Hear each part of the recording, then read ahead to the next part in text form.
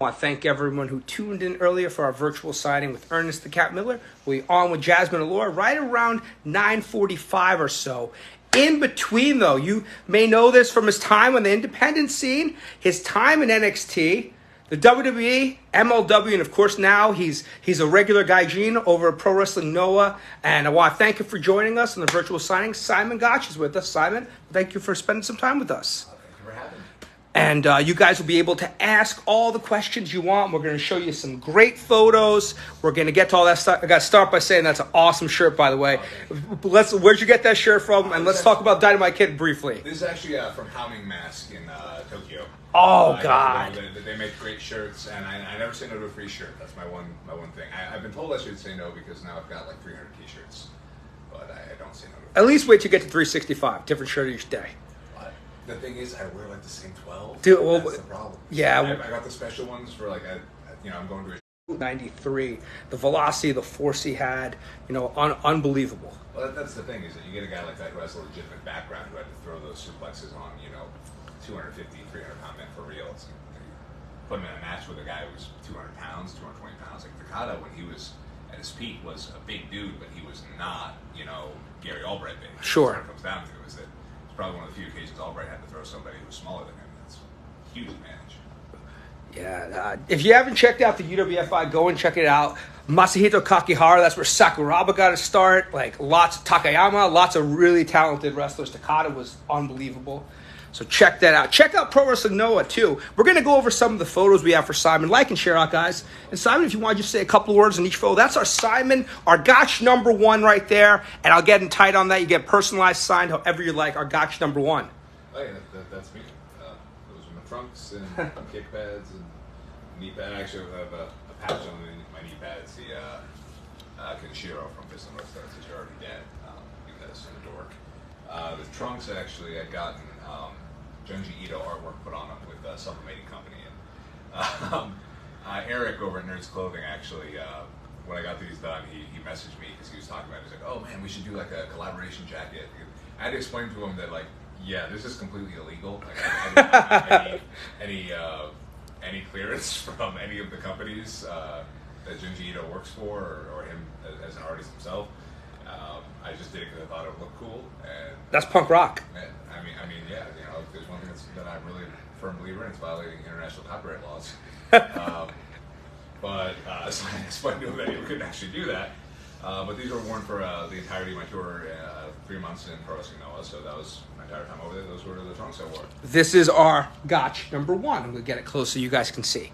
Get a personalized, signed, however you like. Our number 2, one of the vaudevillains photos. So there's me and Matt. This was one of our earlier photos because I actually hadn't started gelling my hair really hard yet. If you notice in later photos, I used really thick gel. It was Got To Be, I believe, is the brand. It's like their ultra sticky hold. It's really good stuff. Like actually, I would put it in the beginning of the tapings, and it never ran out. Really? I would sweat multiple matches, and it didn't matter. Fun little fact here about the singlet I'm wearing. That logo, or the design there, was actually the Batman logo. I just distressed it over and over again and then cut it in half. Oh, okay. And that was like the actual original set of gear I had done by Sarat, who's Sasha Banks' husband, or Mercedes Monet's husband. And the original set of gear he did with it was this singlet, but the belt and cuffs were actually yellow originally because the Batman belt. I told you I'm a huge fucking dork. But that was where the design came from originally. That's our number 2. And any of these paint pens will pop if you have a specific request. Please let us know. Our number 3. I remember nothing about this one. Actually, no, I do remember. This is the sad gear. This is the very sad gear. English's gear sets were always less expensive than mine because you just had the tights. Because mine had the belt and the cuffs and the singlet and the trunks on top of it. Like his sets were, I think, something like $150. Mine were about $450. Oh, okay. Yeah, no. Yeah. So every time he'd like, oh, let's get a new set of gear. I'm like, you motherfucker. But I do it because I'm a team player.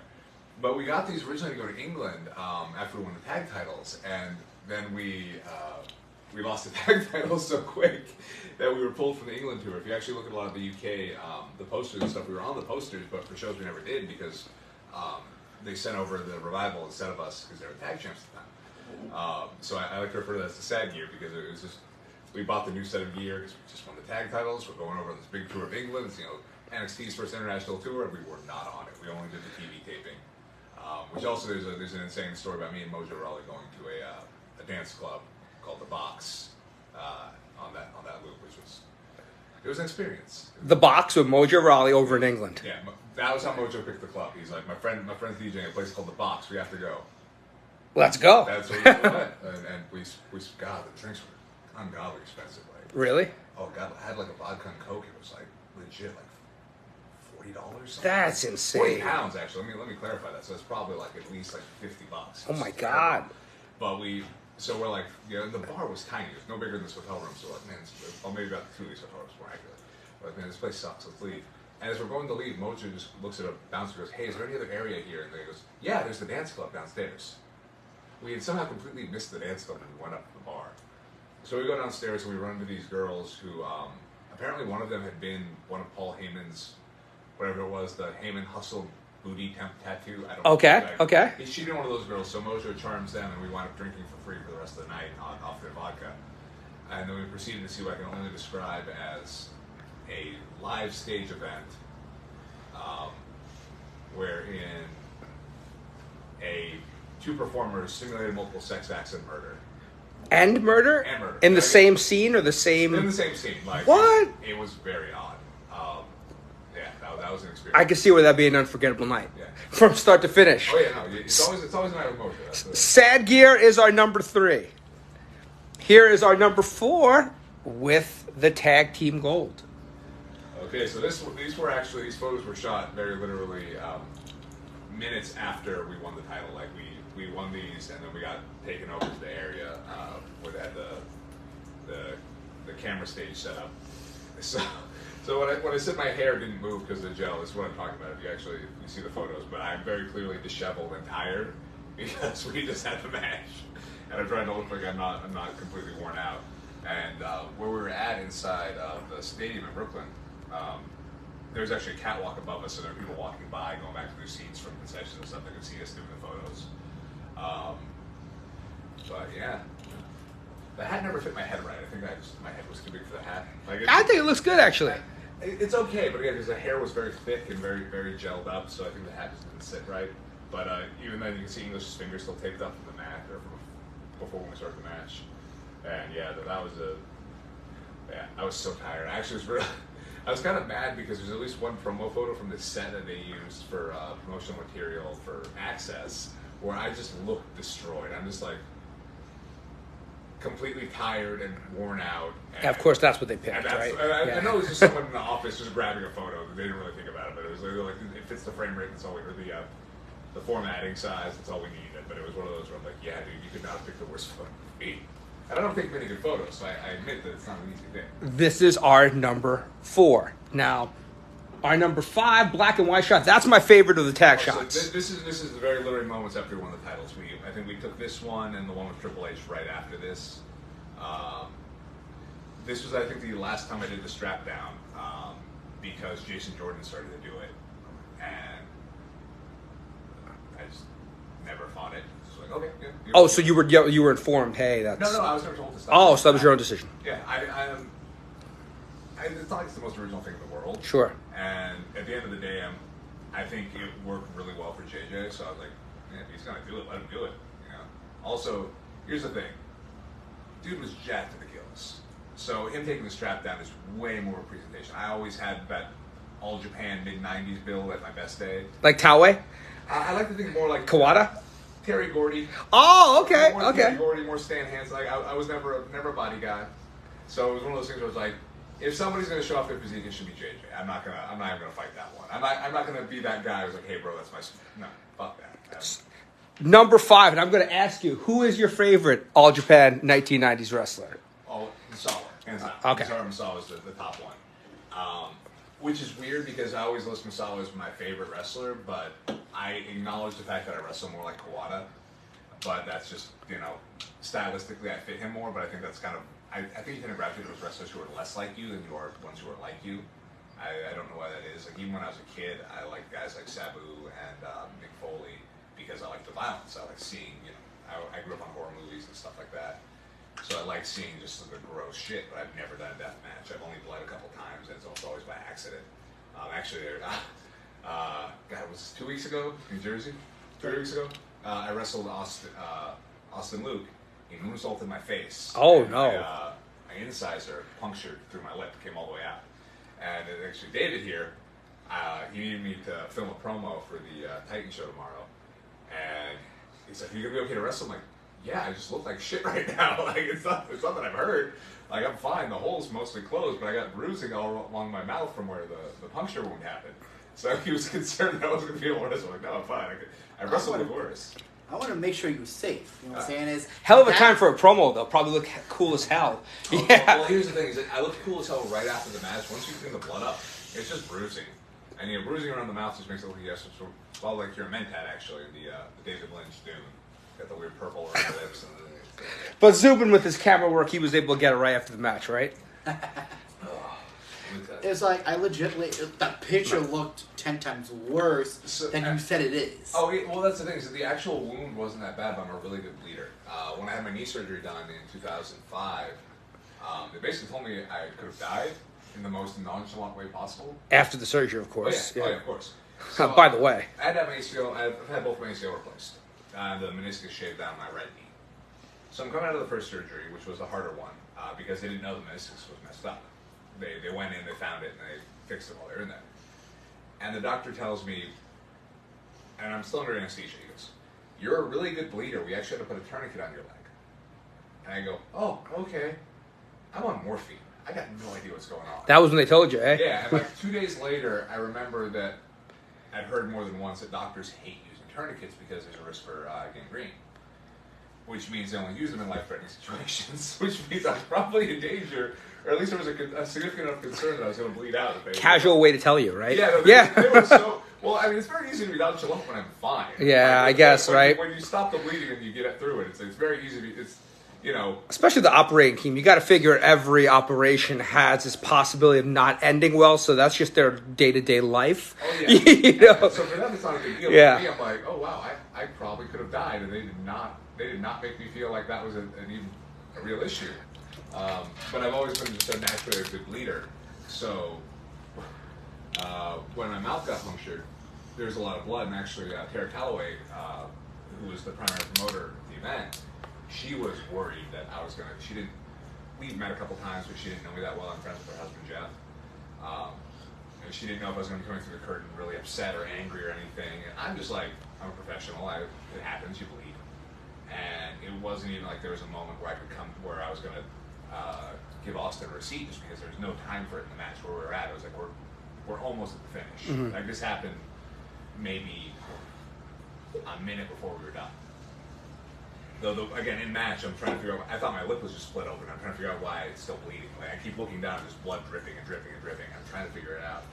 But when I get to the back, they're like all concerned. I'm like, "Oh, fine, I just need to clean it up." Because I didn't even know it was all the way through. I just thought it was a little cut. But, yeah, I don't know. That's one thing that doesn't bother me. The blood? Yeah, blood never bothered me. I think people associate blood with injury and pain, but realistically speaking, blood very rarely means anything.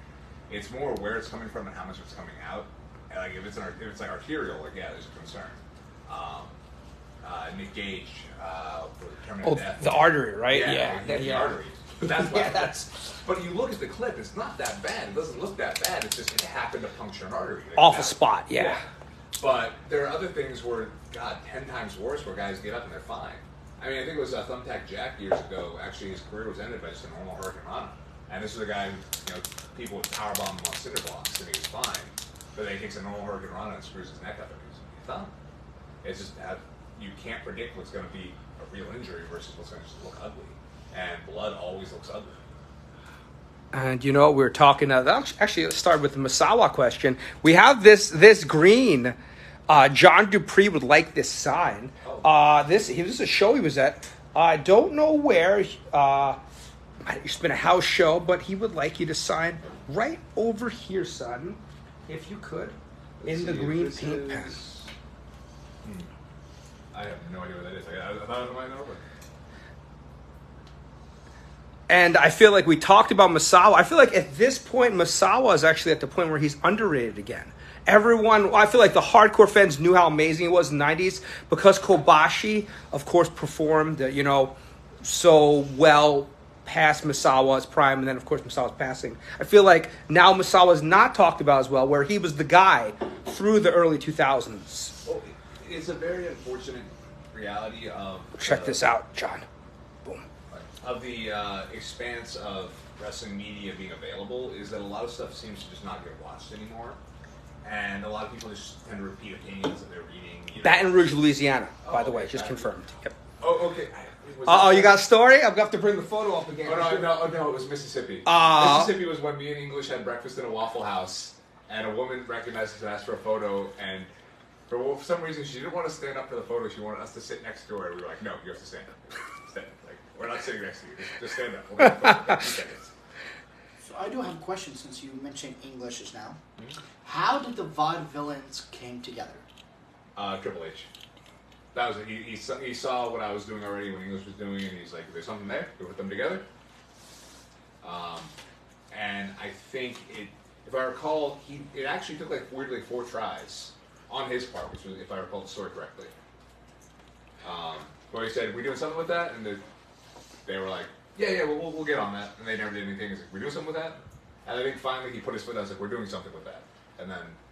Lots of start stops though, right? Oh, it wasn't. Well, that was later, but no. Initially, it was like he kept suggesting it to, I guess, the NXT in the NXT creative meeting. They just never did anything with it until he finally, I think it was 4 times, was supposedly where it was like, "Hey, let's do something with these guys," and they put us together. I think we had about 10 days total preparation time before we were on TV, where we did 1 training session together where we just worked on some double team maneuvers, some spots, things like that. We had a practice match against Braun Strowman, the short-lived tag team of Braun Strowman. It was originally Braun Strowman at the sidebar, but apparently Triple H would always say Strowman, so they changed it. What, Braun Strowman? Yeah, with no R, but Triple H Strowman does sound better. It does. Yeah, it rolls off the tongue Strowman, better. So I don't know if that was a plan or if he was doing it because he thought it was funny, but that was how it came out. But we did a PC show, which is the show with all the wrestlers under contract. So it was us against Braun Strowman and Chad Gable. And then we had, I think, 2 house show matches in NXT, and then we were on TV. So we had basically 3 dark matches, so to speak, and then we were on TV that next week. We had to come up with an entrance and select music and everything literally day of. So that was pretty sudden. Man, that goes to show you, right? Behind the scenes, you never know how much time someone has to prepare for what you're watching. Well, it's very odd because from a business standpoint, I mean, it's a terrible practice, to be quite honest. Oh, of course. You would I'm a believer in you want to maximize your results from your investment. That's any good business, yeah. So to me, if you're spending money to have me under contract, if you're spending money to have me in the performance center, if you're spending money to pay for licensing, for doing stuff like when we were almost immediately, they had to take our photos and stuff, do the spatial scans for the action figures because they'd gotten in trouble for the long lead times. They called it the Wyatt family on short notice, right? And it was almost a year, I think, before they had Wyatt family action figures. Oh, okay. And their whole thing is when we put you on the main roster, we want your action figure to already be out so that people will buy it. We don't want to wait 6 months when you're no longer hot or when we've moved on to a new angle or you're not doing anything and then no one wants to buy the figure. But I think that a lot of the time the sort of breakneck pace that things go at, the sort of on the fly nature of a lot of the writing and the creative stuff really does hinder talent's growth and it prevents them from getting to a position where they can maximize their value. If you go back to 2006 and ask somebody about Iron Man, most people have heard of the character, but they wouldn't know who Tony Stark is. They wouldn't know anything about him. He was a somewhat C-level character in Marvel. Yeah. Then 2008 happens, and you have the Iron Man movie. Then, by the time we get to 2016, Iron Man is now the cornerstone of the MCU, to where he's essentially the main protagonist of Endgame and Infinity War. How much of that is Robert Downey Jr.? Well, a lot of it's Robert Downey Jr. But at the end of the day, it's also a matter of if the MCU, the people behind the MCU had said, well, he's a C-level character, we don't need him. That's actually what you get in the early 2000s, where you had Sony saying, well, we want Spider-Man and we want the X-Men. We don't want Iron Man. We don't want the Hulk. We don't know. Those aren't important. Spider-Man and X-Men, those are the only names anyone knows. And even all the reboots on Hulk. Like, They did. You know what's bad when they just gave up on Hulk? Yeah. Like the 2 movies, they're like, Yeah. we're done. We'll give up. We'll just put him in. Just people know what he is. Put him in Avengers. It's so crazy now to think, you're right, to where how much money Iron Man at one point, the most popular Marvel character, everyone was dressing as that for Halloween, teenagers, little kids, and it wouldn't have happened 20 years before that, even 10 years before that. And my whole point is it's not necessarily a matter of every character can be elevated to that level, but every character can be elevated to their maximum, and that's the whole point is that when you structure a company, your goal should be, if I'm spending money to have you under contract, I want to get more money than that back. Knowing, like, if you looked at any other business, the idea of spending several $1 million, and I'm not talking about just the pay, I'm talking about the actual cost of having someone under contract.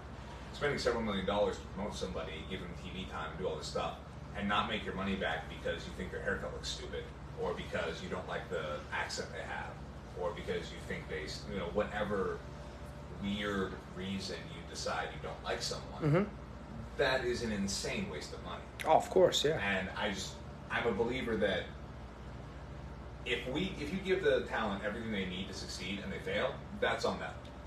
But if you don't, then you're just throwing money away. There's no point to and I think that's why a lot of talent wind up very stressed out when they're under contract, because they have that feeling of, I'm wasting company money with my sheer existence, and that means I'm expendable. Well, I feel like, too, since I'm a huge All Japan fan, too, so I feel like, Omori and Akiyama, all those guys underneath, were never worried about their spot because they knew eventually, had Baba stayed alive, everything they would have gotten to that level. That's the whole idea, is they had their security, so they were able to work to their maximum, and they were able to build themselves. It wasn't a matter of, Omari, you're a tag wrestler, so that's all you're ever going to do. Akiyama, you're too young. You saw that when Akiyama got the opportunity in 98, 2000, notably with Misawa in singles matches, he killed it. Oh, unbelievable. Akiyama's All Japan run is probably one of the most underrated in the company of that era. But it's that whole idea of, like, of course it was underrated. You had Misawa, Kobashi, Taue. I mean, even Masafuchi, who was just a prick. Like, you watch, 1990 Masafuchi, he's just the meanest old man. Him and Kikuchi. Him just beating up Kikuchi relentlessly. Even Kikuchi, the fact that he was basically Japanese Dynamite Kid. Everything they did about him was Dynamite Kid.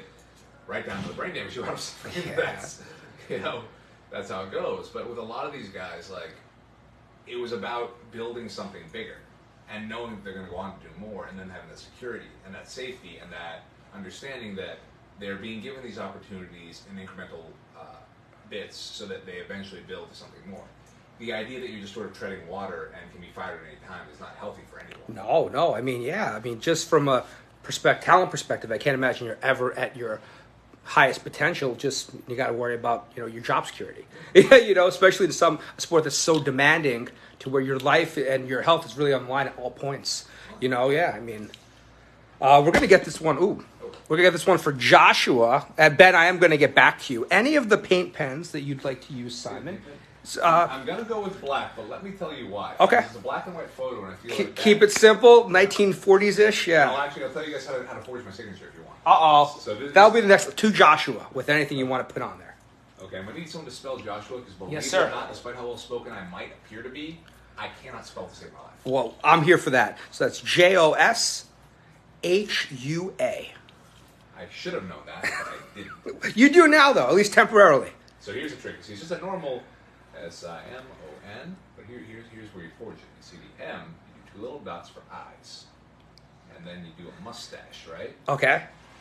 And then the G and the O are normal, but the T, if I'm signing this as a heel, I do a frown, and then I make the T. If it's a baby face, I do it as an upward thing, so it's a smile. And then the C and the H comes right off the C. That's cool. That's how you forge my signature. Step by step on how to get your Simon Gotch signed 8x10 photo out there without Simon being involved. Check it out, Joshua. I tell people that because I like to think that it will devalue my signature to the point where the only people that want it are people that want it and not collectors who are going to try and sell it. I know it's insane. It's probably not a good idea from a business standpoint, but. Randy, Nicholas, what's up? So my question is this. Did they give you guys notice that they was putting on the first ever NXT Tag Team Panels? I think I'm correct with that one. Is it the first? No. Go. Did they give you any notice that you was going to be tag team champions for NXT? Like maybe 3 days. Like we basically, I think it might even been one day. Like we found out the day before we were winning the titles. We had no idea, and I'd actually assumed we were losing them because they at the time they were doing so much with Lexi and Lake and Murphy that I thought they were just going to keep on for a while. I figured we were just sort of being cycled through because sort of the way they'd done it with us before. I actually thought at the time when we did the Lucha Dragons match, the first time we wrestled the tag titles, was that the first time? Well, the first time we wrestled for it on a live show. No, the number one contendership with that's what it was. I thought no, it wasn't. We did the finals then, and I think we did. Jesus, it's been a long time since I thought about this. I know that I thought we wrestled the Lucha Dragons, and I think that was supposed to be the number one contendership is what it was.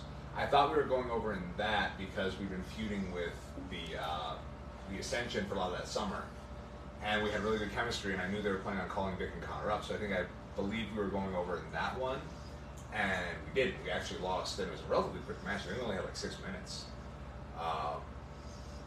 and that was a little unexpected. So I figured that was the same thing that we were going to do again. We're here to sort of just have another match and move on. So, Surprise. Yeah. My understanding is Vince's only comment on our match was, "Why the hell is that guy so tan?" Really? Referring to me. Well, I don't know why. To this day, I don't know what that meant. I figured he would appreciate the tan. I know. Yeah. I did really hard for that match. Like I was doing the level 5 and everything. Risking skin cancer to look good. Cocoa buttered up before the match. Make sure I got that nice glow. And the only time in human history Vince McMahon was upset somebody was too tan. Yeah, and who'd you hear? Well, can you say who you heard that from? It was. I was going to say it was one of the producers. Okay. Because they were like, "Yeah, Vince watched your guys' match." Like, "Oh, what did he say?" And they said, "You want to know why the hell you were so tan?" They did the Vince voice when they did it. I feel like that's even better add on to the story. That's like the cherry on top of the sundae. Now, to those asking about cards, we've got a few ones. So these are only one of each. So we have our NXT card right here. Boom, this is available. Very cool. This is the base card. Now, if you want to upgrade yourself, this is the Relic shirt card. This is of $2.99. This is $153. So we have this available as well. Boom. As you can see on there. And I can attest to the legitimacy of that shirt because I wore it in the gym at the Performance Center. Oh, there you go. A little behind the shirt. They asked me, they asked what size I wanted. I said, I think I asked for like a 2X because my thought was more shirts means or bigger shirt means more cards. More cards means more money. So that's smart. Going with the bigger shirt. And then we've got this one over here. This is a 2017 Relic. It was a big shirt. Oh, it's the same shirt. Yeah, this is one of $199. So the base card's $25 claim. The other two cards signed are $40 claims. There it is. Boom. So that means they made $500 out of that shirt. If that's $300. That's a solid purchase considering how much the shirt probably cost to make. Oh yeah, it was about 4 cents. So. Yeah, that went far. Our man WrestleMania 33, Alan Sandbrook over in the UK. Do you have any memories of this WrestleMania? He would like you to sign, though. Let's do purple. It's purple, all right. Yes. Yeah. Let's see. I'll get it warmed up. That stadium sucks so bad. What stadium is that again? God, what is it? It's Camping World. Oh, okay. So on the one hand, I do joke sometimes because I still live in Orlando that was because my last show with WWE was actually I think 2 days later at SmackDown. So I joke that literally I got released and I can't even escape the last place I wrestled for the company because I find it every once in a while. Oh my God! You're still in Orlando? Still in Orlando, yeah. But the building itself, which is a soccer stadium, unbeknownst to me, apparently with the largest immigrant population in Orlando, I guess, is Brazilian. Okay. And the Brazilian populace was so much that they were able to finance that stadium off the popularity of soccer with Brazilian fans. But Orlando FC probably, right? So yeah. I think their opening game they drew something like 50,000 people. That's crazy for soccer in this country. Yeah. Their regular games like 20,000, but that's still pretty. I was a Red Bull season ticket holder, not too far from here in Harrison, New Jersey, and for big games, you might get 11, 12,000 people. So yeah. Well, it's still a hard sell in the U.S. I mean, and we never had Pele. That's the thing, is that we never had that big, money star that you could sell the game on. But because it was a really underfed stadium as far as the actual amenities go. Like most stadiums you go to, you got showers, you got locker rooms. There were no locker rooms. We were all in tents. There were no showers. They had to bring in like those travel showers, like on the little like trailers. So it was just kind of miserable. And there's no air conditioning, so it's just kind of miserable. Oh, that's brutal.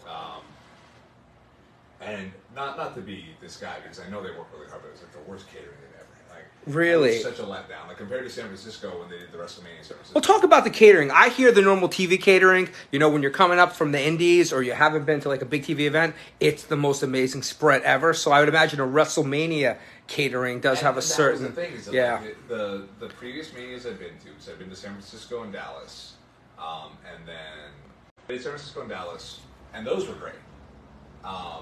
Real letdown. Like it wasn't even as good as normal TV catering. That was the weird thing.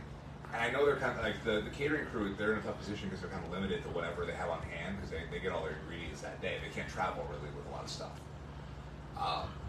So it was really I didn't blame them, but I remember I was just like it was just not good catering. It was just yeah. And it wasn't like badly prepared. It was just like the options were just not impressive, especially for a WrestleMania spread. Yeah, well, they also had limited function. They had limited facilities to work with. That was the other thing. So that was probably more of the issue than the budget, I guess, per se.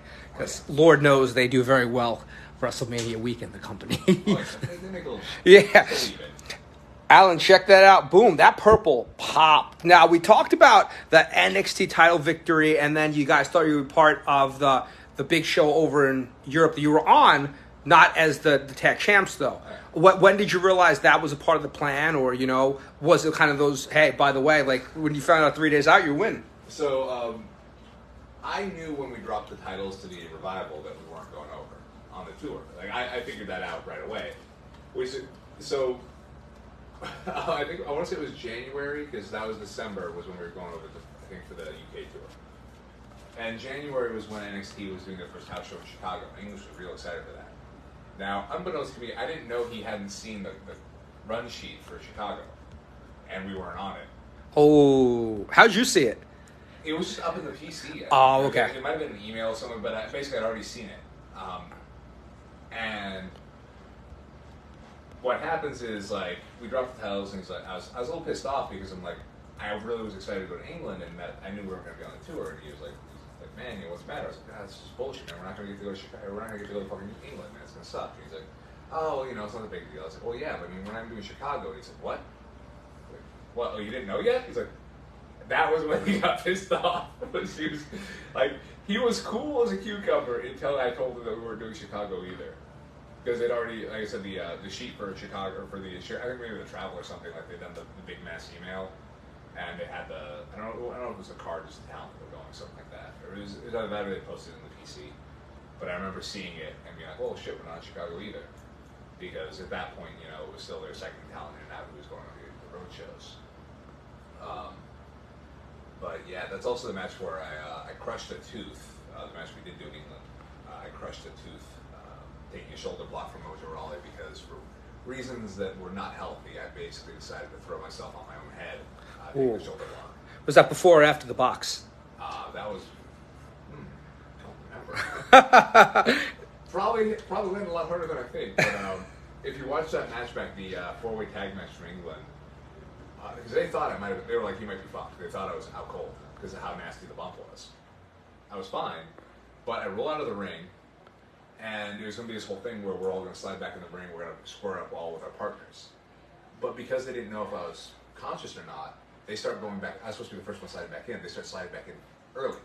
So I'm like, oh shit. So I have to like slide in as fast as I can. And I think I was standing between American Alpha and Blake and Murphy with English on the other side of Blake and Murphy. And I'm just standing there bowed up like, I hope no one notices we're the only team not paired up.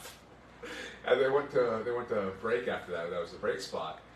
So, but I get to the back and Tara, who was the trainer, she goes, are you okay after that? I was like, yeah, my neck's fine, but I think I crushed the tooth. Like, I could feel it in my mouth. I was like, can you take a look? She goes, yeah. I opened my mouth. She's like, yeah. I had like a molar at the back that had just gotten obliterated. And so I had a new molar, courtesy of WWE, so I really appreciate it. That memorable trip becomes even more memorable after that. I remember the tooth better than I remember anything else that match. Check these out, Brian. So this is our number one, our Simon number one. Boom. And Antonio asked that question. Our Simon number two. Thank you, Antonio. We appreciate you. We sure do. Antonio, by the way, shout out to Legends of Hamburg, September 16th, over in Hamburg. It's going to be a big show. Is Steve Blackman going to be there? Oh, Steve Blackman is not confirmed yet. He should be, because he's from Anvil. Like that's. Is that where he's from in PA? Oh, yeah. You think I don't know Steve Blackman? Shout out to Steve Blackman. We'd love to have you. The Attitude Era. We actually, so this is, and there's anyone over I'm here. not saying that ironically. I really No, think we, Steve Blackman's so we had a video. This is about 10 years ago on Facebook when Facebook first started opening up, and it was called the S-Bag. It was a Steve Blackman appreciation group. And we reviewed different pay-per-view each month, so shout out to Steve Blackman. I'm a Steve Blackman fan, too. He's a bounty hunter now. He's like a bail There was a trailer for a show He's a legit bail bondsman still. I think. He looks great. Oh, yeah, no, it still looks amazing. This is our Simon number 3. Our Simon number 4. And then our Simon number 5. We've got a variety of paint pens for you. We're going to get that encyclopedia for our girl, Sarah. Oh, there we go. Well, these encyclopedias look similar, but... Racist. Hold on, let's see. Here we go. And I'm going to do a little encyclopedia theater. Okay. Where I just read the encyclopedia entry. So we'll do this in blue or black Sharpie, Simon. I think I'll go with blue because that's the color we're wearing in the photo. I'll make sure this is. So I only am just not figuring this out because I've had a couple people bring me these over the years, and they always ask because English actually has its own entry, but I don't. That is And interesting. They will, and I never really figured out why, and I think I finally put it together at this moment because I get hit in the head a lot and I'm stupid. I never had an actual singles run in NXT or WWE. English had time as a singles guy in both NXT. Oh, you didn't. That's when you were up on the main roster. That wasn't the singles run towards the end. I had one singles match. Okay. The entire time on the main roster, which was me and Jack Swagger on main event. That was the only singles match. Okay. But I never did any. I was released while we were still a team, so I never had a singles run. So technically, there is no singles entry for me because there's nothing to add. It's everything about what my time at WWE is right there. Right now, until the comeback. Well, yes, because invariably we're going to have the Spirit Squad run probably in the fall, maybe next summer. I don't know where they're going. Actually, I did. This came across not my desk, but my mind the other day. I realized me and English are the only NXT Tag Team Champions currently available. Or former NXT, like every other team, because Connor's under contract to Impact. I don't even know if Vic's wrestling anymore. I know he teaches still. I haven't heard his name in a bit. Yeah. I saw him do a show maybe a year and a half ago, but that was the last time I saw anything. Dash and Dawson are in AEW. Sure. Murphy is in AEW, and Blake is. I think he's supposed to be starting as a coach for NXT. Oh, is he? Yeah. I know. I thought he had stopped in-ring stuff for a little bit, but yeah, that makes sense. Well, That could be why. Wesley Blake is one of the least appreciated talents in the history of the business. That guy is so good. Possibly my favorite heel to ever work with. Like, Really? Oh God, he is like Terry Funk and Shawn Michaels had a baby. Like he is the perfect heel. And strong as an ox, nicest guy in the world. Like never heard a bad word about Wesley Blake. I actually when I did my tryout with him, we were in the same tryout, and the first question I asked when I got told I was getting signed was, "Are they signing Corey, Wesley Blake?" Because I was like, "No, that guy's great. I want to I think Regal said I have no idea who that is. Like, he's That's high praise, though. You know. He's really such a cool dude. But I actually before it got they kind of I don't even know what the technical term is. Before I really necessarily went full bloom, what they were doing with him on Control Your Narrative was pretty interesting. I've never seen the footage, but again, I would trust him to do anything. Like I've said before, there's some wrestlers I would trust to throw me off a building. There's some I wouldn't trust to breathe. It's just how it is. And he's someone he could throw me off a building, and I would absolutely believe he was going to take total care of me and be a complete professional, and you would never have to worry about a single thing with him. Again, going more back to the point, American Alpha, obviously, Jason Jordan's retired. He's working in the office, and Gable's killing it on TV every week. But like, if you actually look at NXT tag teams from that era, I think we're the only available one. Like, legitimately, like, if you want to go through that list of guys, I think we're the only like actual tag team champs that are available. Put in the comments, guys. NXT tag champs. Is there another team still available like the Vaudevillains? I don't know if Hootie's still working, but I know because I think the only other ones might be Lucha Dragons, but I don't know if Hunico's still working. I haven't heard that name in a while. Because I know he was out injured for a bit, but I have no idea if he's still active. But even then, him and Manny would be the only other ones. And Manny's killing it over in EDT right now, so that's always a good thing. Love Manny. So, though, as a dude. The Masterpiece Theater entry. Aiden English and Simon Gotch have chosen to live in the past, and the decision has greatly benefited them in the present. That's a lie. The era of their choosing is the age of vaudeville, a type of live theater from the early 20th century that sometimes features strongmen wearing the same types of handlebar mustaches English and Gotch favor. So committed are the duo of that time period, they've asked to be introduced by megaphone. But there's little comedic about the way the two compete, sometimes winning matches with their whirling dervish, a double team move culminating in a swing neckbreaker. In 2015, they used the maneuver to capture the NXT Tag Team crown from Blake and Murphy with an assist from female star Blue Pants. Leva. Actually, the finisher, apparently Vince hated because he saw it as just a neckbreaker, and I didn't know how to explain it without it like being controversial, because the move itself legitimately... The logic is the European to the back of the head is causing the brain to be driven forward in the skull, and then the quick turning causes the twisting of the brain. The idea was that it was actually causing traumatic brain injury every time we did it. But obviously, with all the concerns about CTE, they can't say that on TV. No. That our finisher is very literally designed to give you a severe concussion. But I mean, we didn't win enough matches for it to matter after that, so...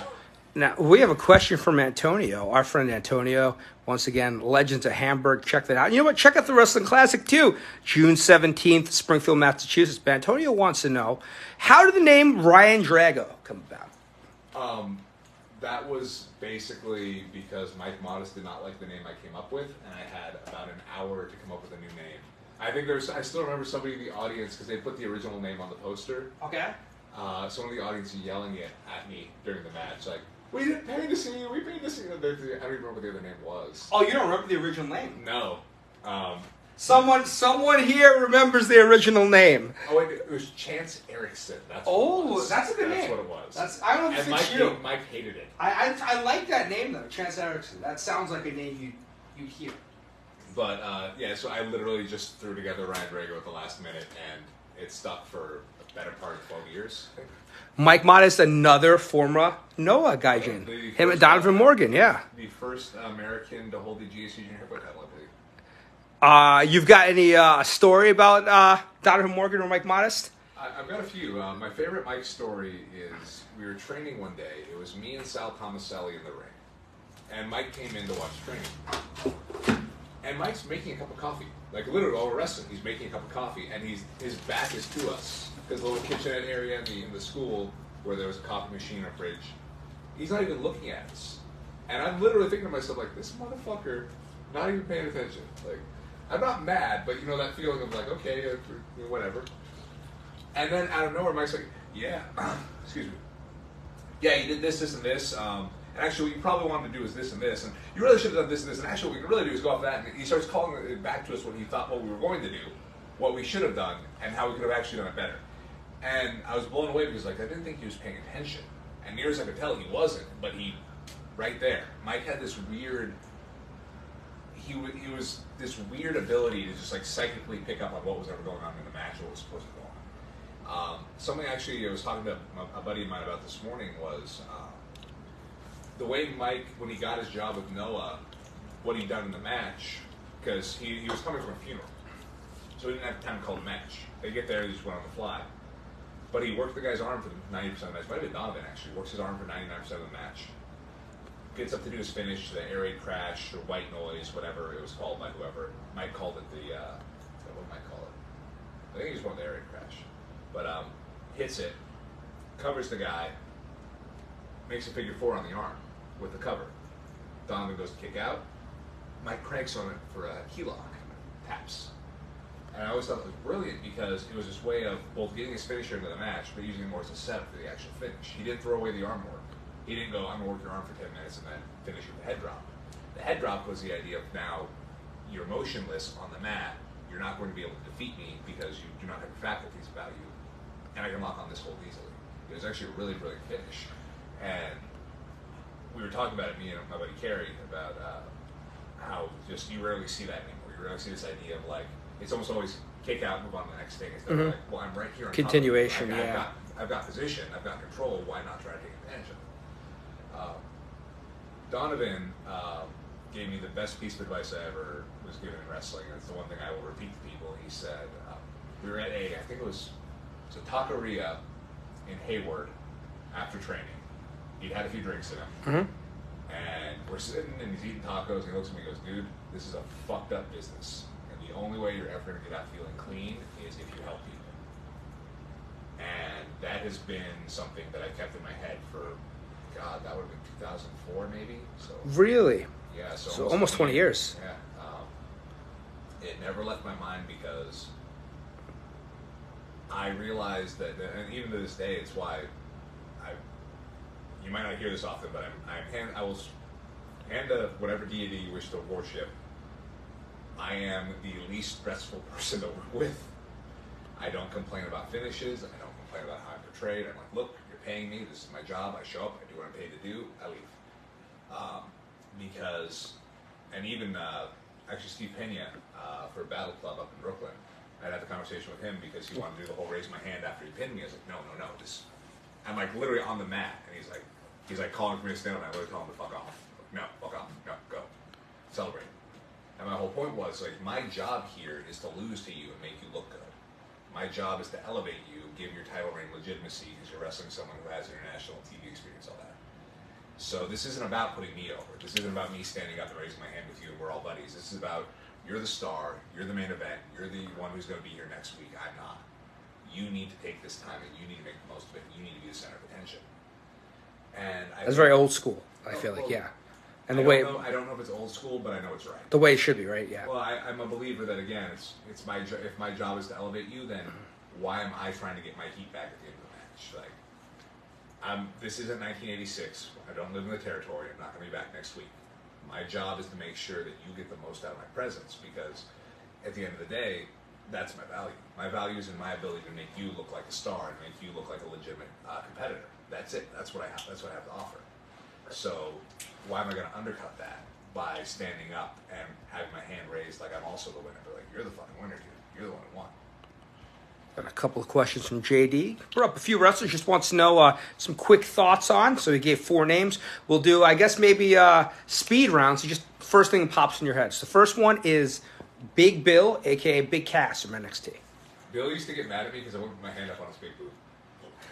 You wouldn't. I wouldn't. I love to drive him. I love to drive him crazy with it because Billy doesn't like hurting people. He's very. He likes to be light, and 99% of the time Bill was fine. But there was one time he hit with the big splash in the corner. And I actually fucked my neck up. But because of that, I legitimately couldn't put a hand up because I couldn't feel my arm. So my neck gets pushed so far back that like I lose feeling in my arm. I got a stinger, and he goes for the big boot. And as soon as I feel the bottom of his foot on my nose, I took the bump. And I'm just like praying he's gonna cover me. I'm like, just give me the fucking elbow and cover me because I can't move my fucking arm. But it was always funny because he was such a sweetheart, but he would get so upset that I wouldn't put my hand up on the big boot. And he never hurt me with it. That was the best part. Like he never hurt me with the big boot, but he was so worried about it. Another name, Apollo Crews. That guy should be main eventing WrestleMania. The fact that WWE has not done more with him is a goddamn crime. Super talented, yeah. Super talented, nicest guy in the world. Great. Like, I hate phrasing it this way because it seems like an insult to Kofi, but he's like, everything that is great about Kofi, he has that, but he's also a personal opinion, a better athlete. Unbelievable. He's got the superior physique. And that's not a knock. Again, it's not a knock on Kofi's. Apollo looks like a literal Greek god. Like, the guy is carved out of stone. But again, great dad, great person to be around. Like no one's ever going to say a bad thing about Apollo Crews. And it's shocking to me because they would complain that like but he did look too effortless. It's like, that's the whole point. It's too easy for him. That's why it said it on his trunks. He's so good, everything is easy. Like, you could have run with that. I just feel like, I'm glad they're doing a bit more with him. I guess he's back in NXT now, or he was for a bit.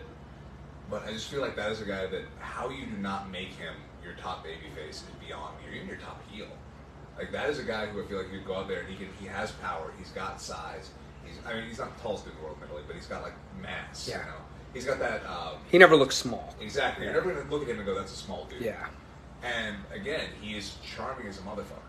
And it's like, that guy should be on every show. Like, if I'm booking it, my main event's probably going to be something like him or Chad Gable. Like, those are the guys I'm putting in the main event, because those are the guys that can go. Next name, Kevin Owens.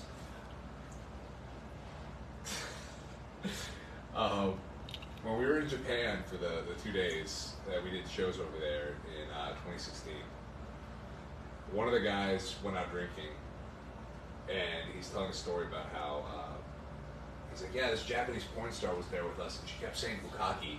I think it was the only English word she knew. And there's a second of like silence, and I looked at him and I went, it's not the only English word she knows, it's the only Japanese word you know. And he goes to motherfuck me, he goes, shit. And then Kevin just starts laughing his ass off. And that one always stuck in my mind. That was a very funny moment, just because Kevin is not someone who will disingenuously laugh. Like, if he doesn't think it's funny, he's not going to react. So it was very. So funny. getting an authentic laugh out of him was very. That was a nice little win. Last name from our man JD wants to know Sami Zayn. Good taste in music. I know a lot of people give me shit about the ska, but that's not the end all be all of his musical taste. And we were at an NXT taping. This was relatively early on, maybe 2014.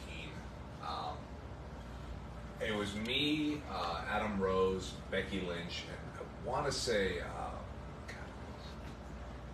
might have been Angela Dawkins. But we were standing around, and Becky started talking about how, some of the stuff she'd done outside wrestling, how she actually had gone to Cambodia for several months to learn cooking. Like, she learned how to cook in Cambodia. And I'm just like, I'm looking for Rami. And I'm like, I asked her, I was like, so wait, you spent a holiday in Cambodia with that Kennedy song. And I'm like, Rami, come over here. And I was like, yeah, apparently she went to Cambodia to learn cooking. She's like, oh, I did. So she spent a holiday in Cambodia, and that was all I wanted to do, was because I knew Rami would get the joke, because he does Dead Kennedys. So, great taste in music. Always like talking music with him. There you go. Thank you, JD. And we'll show the photos once more. Kenny, Locks, Kevin, Anthony, thank you for joining us. Nathan, thank you for joining us. We'll show the photos again. Good photos. They're fantastic. I'm not a photogenic guy, so that's a rarity. You're being too humble. This is our number one. You got personalized sign, however you like. Our number two. Can't figure out if my shoulders look good there or terrible. No, they look good. They look like they're separated, because they are. No, you look brolic there. There we go. Number three, this is what we call them, sad tights. Sad tights. But it's called number three for purposes of ordering at home.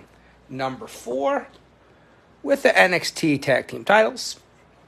Number five, my favorite of the tag photos in black and white. Any of the paint pens will pop on that. And now for the cards, we have our NXT base card that can be claimed right there. Our NXT shirt, authentic shirt card. And then we've got our 2017 blue shirt card. So last couple minutes to place your live order. Now, Tom wants to know, can you please ask Simon if he has any memories of the PWP show in England versus Ultimo? Tiger, Carlito, Angelina Love, and Jeff Cobb were also on the show, if that helps jog your memory. I have a few memories. There was an old lady who was very sad because Grado was apparently announced for the show. And then Grado got canceled off the show. That was a weird tour. I think because Davey Richards was supposed to be on it, but then he had to cancel because him and his manager and Love were going through a divorce, and she came over and he didn't. I didn't know that at the time. But there's an old lady who's very sad. Like, she's very upset that Grado wasn't going to be there, and I was like, and the promoter was like, "Oh, we got Simon Gotch." He's like, "Oh, I don't know who he is. I want to see Grado." Jeez. Grado, though, it's, was that maybe 6, 7, 8 years ago? That would have been 2017. That was Grado Mania was running wild yeah, then. it was. Yeah, like it's crazy. Grado was like before AEW. He was an internet phenomenon where Impact started using him. He was drawing big crowds for them, over in Europe, and he was like he helped. Oh my God, what's the ICW draw a huge crowd? Him and Drew McIntyre. Overseas, that I don't remember how many thousands of people, but it was a crowd that no one expected them to draw. And actually, the next year, because that was 2017, 2018 Mania in New Orleans.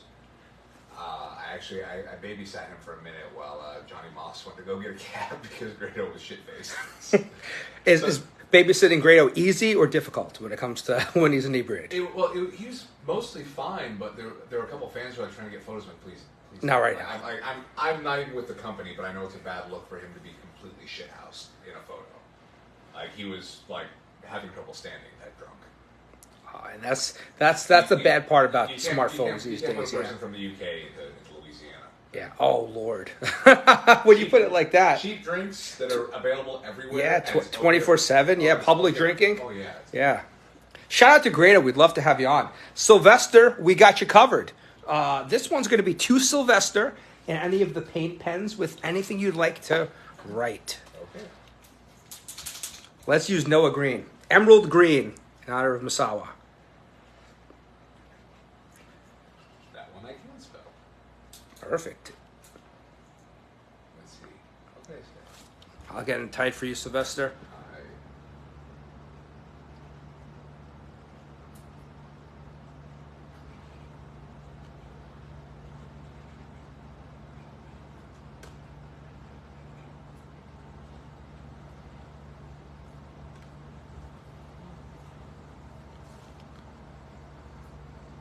I'm going to assume that's a 1 of 1.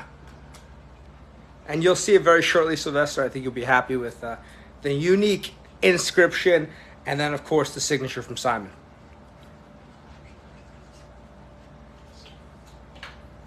Dear Sylvester, I did not need prompting to know how to spell your name. Boom. There it is. Do you have a favorite Misawa match? Oh, I tend to go with 03 with him and Kobashi just because.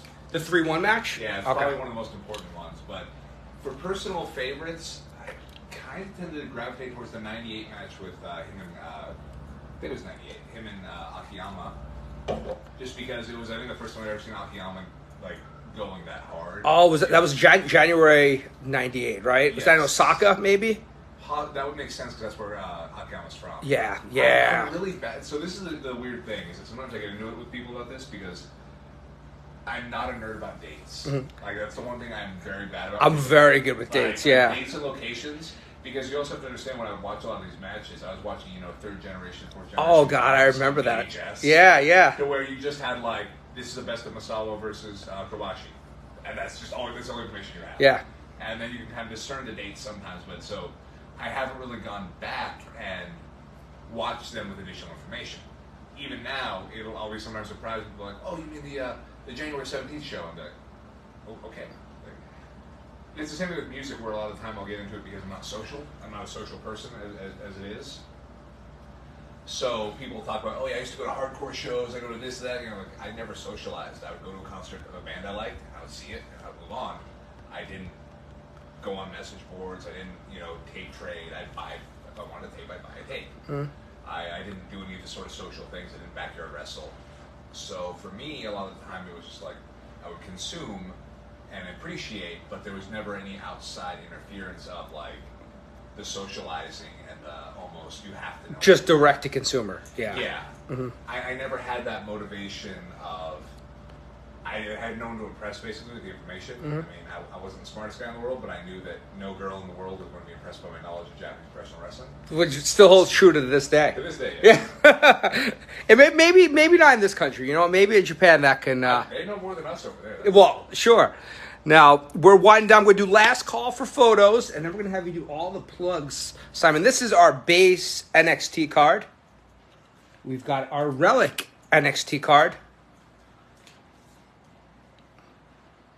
And then we're going to call this SmackDown Blue Relic shirt card. Now, as for photos, this is our assignment number 1. Assignment number 2. Assignment number 3. Assignment number 4.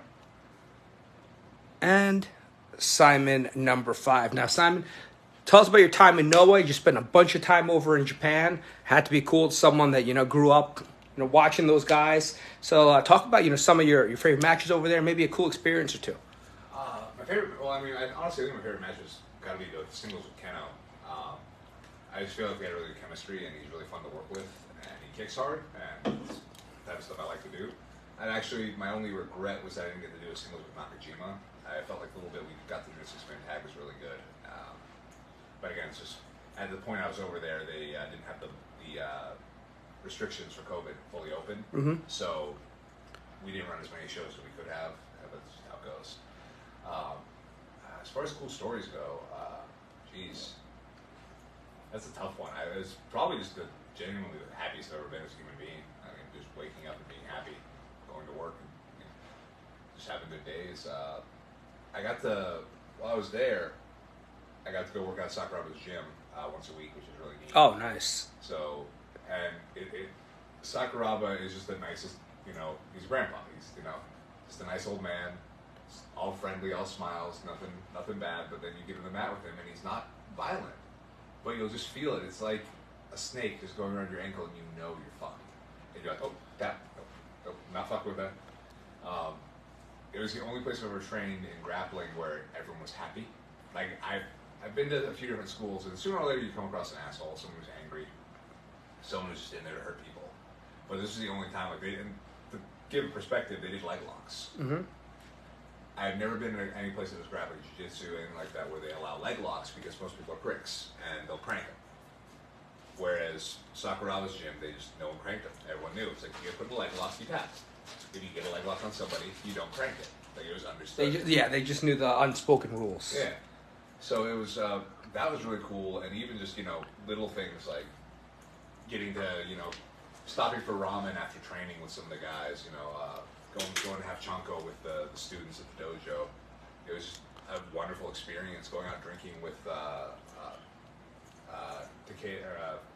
Takada and Nasawa-san.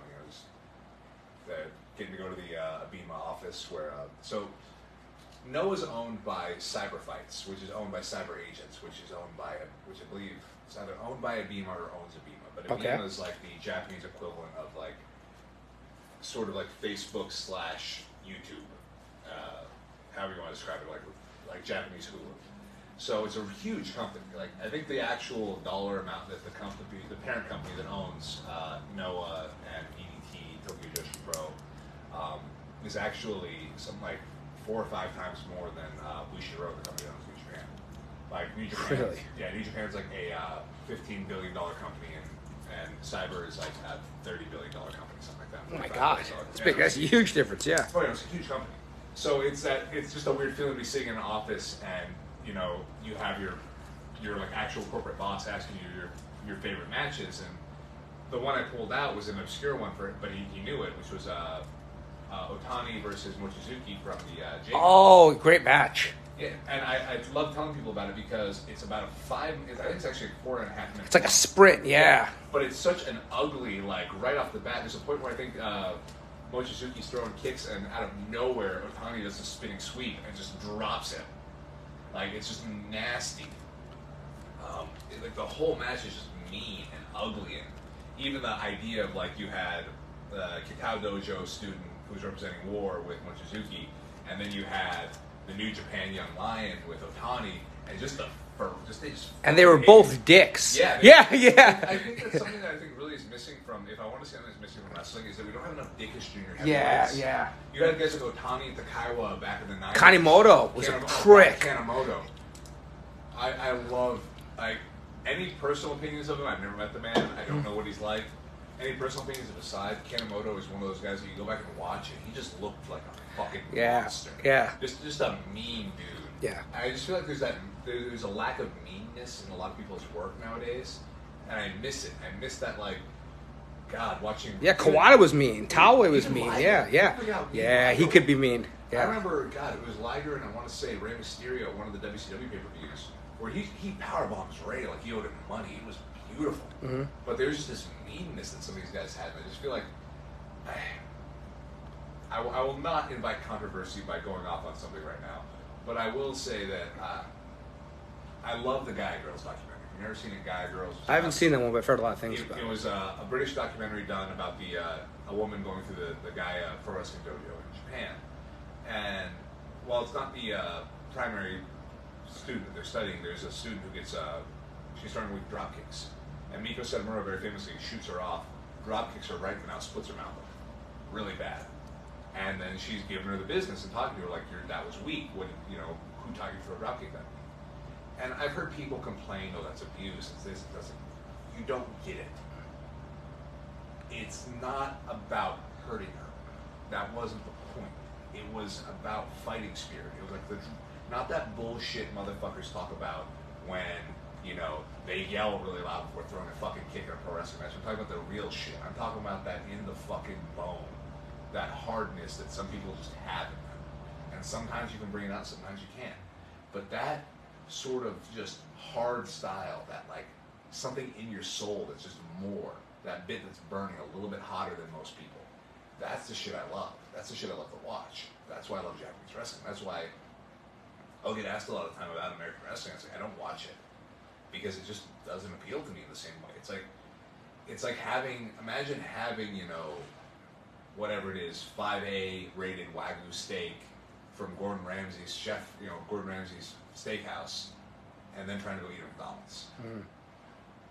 You can't do it. Like, you can't go back. And it's like you have too much knowledge. And it's like, man, when you go back and watch something like Kanemoto and Yasuroka from War, when Kanemoto's just beating the dog shit out of him, or you see something like Kawada and Kobashi going an hour and just wailing on each other the whole time, like that stuff gets to you emotionally. Mm-hmm. That's how you emotionally invest. When I teach, I'll oftentimes use a comparison that the more you ask the audience to suspend disbelief with what you do, the harder it is for them to emotionally invest. Their emotional investment is taxed by your demand that they suspend disbelief. And the more physical you are, the more violent your matches are, the more believable they are, the less disbelief they have to suspend, the easier it is for them to invest emotion.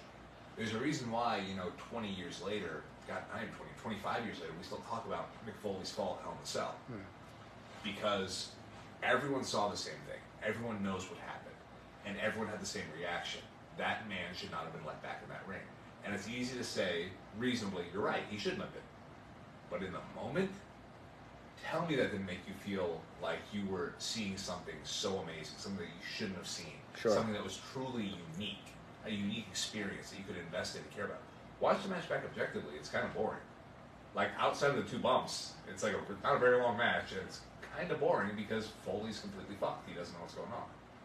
I mean, the most entertaining thing that happens outside of the two big bumps is Terry Funk chokes him out of his shoes. Yeah. But the point is that like that level of violence is what really draws people in because they can feel it. William Regal has a saying. He says they laugh at the clowns, they ooh and ah at the acrobats, but at the end of the day, what they pay to see is some poor dumb bastard get eaten by a lion. That's the whole point. That sums it up. Hell of a way to finish. And Simon, why don't you tell everyone where you are on social media, Instagram, Twitter. Everyone give Simon a follow. He's been a ton of fun the last hour. I wouldn't suggest following me because I mostly just make random observations. But if you're going to, on Twitter, I'm at Devious Journey, which is a wordplay. If you ever want to look up the word devious in the dictionary, it's pretty funny. But then on Twitter, I'm still at Gotch Style WWE or on Instagram, I'm sorry, it's still Gotch Style WWE. Because contrary to what people will tell me regularly about how I should stop using that name, I've tried. When you have a verified account, like a proper verified account, not the pay to verify one they have now, you can't change your name unless you talk directly to someone at Instagram. And good luck with that. Exactly. I just had my Facebook account locked, and it's never getting unlocked. Yeah. they actually say when the email that you can try to email them at, they straight up say they probably won't see the email. Yeah, they yeah. tell you it's pointless. It's by the way, that we could go on a rant about that. How amazing is it that $1 billion company like Facebook, Instagram cannot have a live customer service rep? Just a few that can help you out with any issues. I can tell you why, and the simple reason is because they would be flooded with a bunch of people who have no business. It's what before even Elon Musk decided he was going to tank Twitter out of spite. Before any of that, the verification process for Twitter was a pain in the ass because it was meant to allow people who are quote-unquote celebrities or people of note to have their identity verified so someone wouldn't be presenting as them illicitly. That actually came from a lawsuit with Tommy Lasorda of the Dodgers. And then it became a status symbol. So if you had an open email or an open admissions form, it would have been clogged constantly with a bunch of 14-year-olds who just wanted to feel like they were important. Mm-hmm. So they can't do that. So they have to make the process more difficult. And the same way with Instagram, they make the process difficult for that same reason. Because if you just had direct contact, it would be abused, It would be abused. And the problem is that abuse is something you can't employ enough people for. When you have, 300 million people on Twitter? Is that the amount? Wow. I did the math once to make a point, but yes. I believe it's something about 300 million people. So it's about the populace of the U.S., but that's worldwide. I was proving a point because I know every once in a while, because I hate the auto responses. I know everyone's drawing this out because that's what I do. I'm a notorious long talker, but I was doing the math once because people will often be like, oh, well, you have 100,000 followers, but your tweet only got 90 likes, or only got 75 likes, or only got 12 likes. That drives right back crazy. Yeah, but here's the thing. The numbers are basically, you have to understand the majority of people that are on Twitter, it's not even their bots, they're just passive watchers. Yeah. They follow people the way that kids collect Pokemon cards. They're not necessarily looking at every card every day. And they're not necessarily going to like everything you post.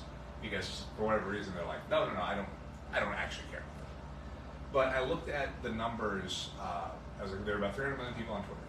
Or there might be more or less now. And I looked at Taylor Swift, myself, and then like a random person. I know, strange to look at. But I noticed the percentage was something like 0.003% was the average response rate. Based on followers? Yeah. Like how many followers you had, it was usually about 0.003%. Okay. I think that was the number. Again, this was like 4 years ago I did this. And it didn't matter if it was Taylor. Now Taylor Swift has, 70 million followers. Yeah. So her average user count is going to be much higher. I was getting about the same percentage, but I have A smaller scale. Yeah, but I have 100,000 followers, so that same percentage is going to be about 30 people on me, where it's going to be about 300,000 on her. Now, when she has something like a new album release, like I looked through it to find something like that, and it was like, okay, that's getting like 40 million likes or whatever. Okay, that's going to get that. But most normal things that were posted, because again, her page is just some PR rep putting out copy. It's not, her personally tweeting. Mm-hmm. So, and that's the other thing, is that a lot of the followers know that. They're not really interested in that. So, when we get this, like, people have this concept of value in the numbers, they don't really understand the numbers aren't necessarily reflective of reality. You could have 100,000 followers and 0.003% of what's active and like functioning, like taking part. Doesn't mean you don't have 100,000 followers, it just means those are the ones making noise. Now, the question then becomes, do you listen to the 0.003% or do you listen to the 99.07%? Yeah. It's the very vocal minority. Yeah, that's kind of the problem with, I think a lot of people miss that sort of the math around it. And it's why I think controversial things, people who seek attention tend to get way more of the thing they want. And there are people who are comfortable saying controversial things to get attention. I'm not one of those people. If I say something controversial, it's because I believe it. Or because it's true.